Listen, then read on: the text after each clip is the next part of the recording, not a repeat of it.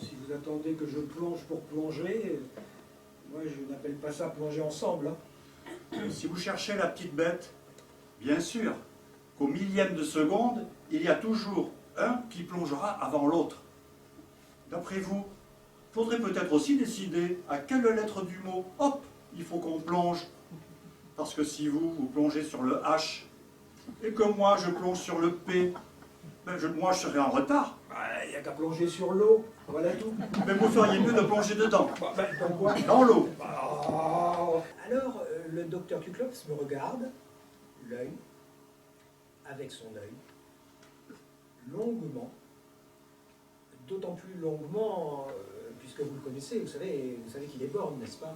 Oui, il y a une dizaine d'années, en effet, le docteur Kuklopf a eu des démêlés assez violents avec sa femme. Alors, il me sort mon œil, il me le nettoie, il me le remet dans mon orbite, et il me dit rien à dire à votre œil. Il est mûr, oui, mais il ne pourrira pas de sitôt, non.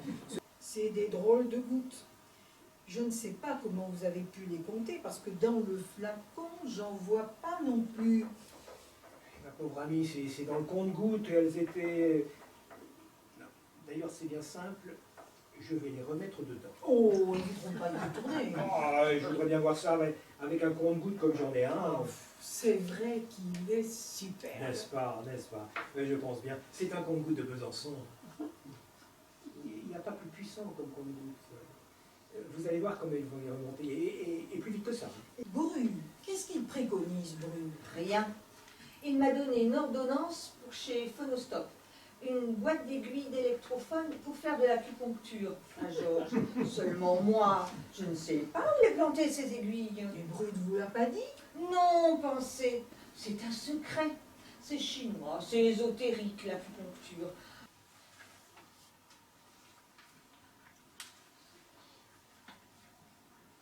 Suicidez-vous jeune. Vous profiterez de la mort. Pierre Desproges. Ensuite, il a fermé le compteur du gaz. À sa place, moi, je l'aurais laissé ouvert. J'aurais même ouvert tous les robinets. Vous aimez le gaz, vous? Oui, j'aime bien.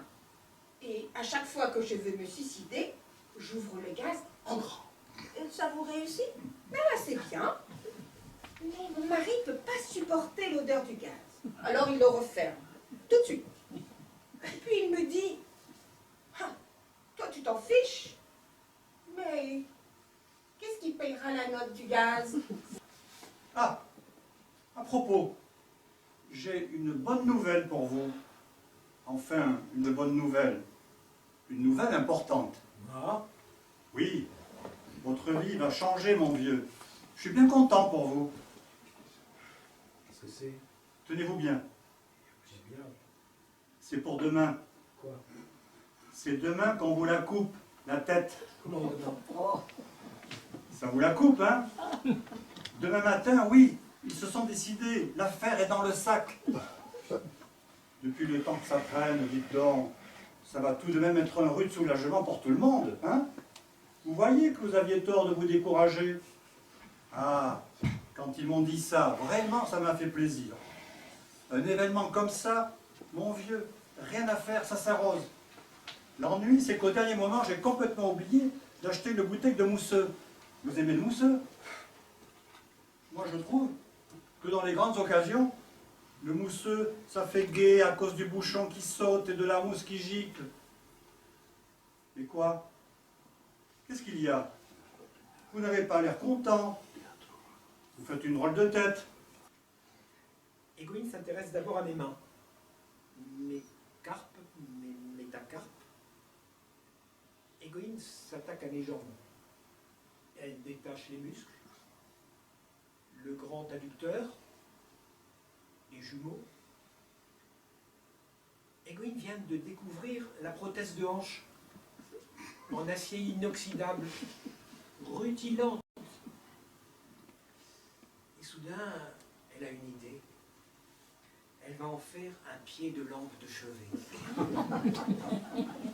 Quelle joie pour moi de penser que je vais l'éclairer. Mais je lui réserve une surprise. Elle va avoir une paire de lampes J'ai 2 prothèses de manche.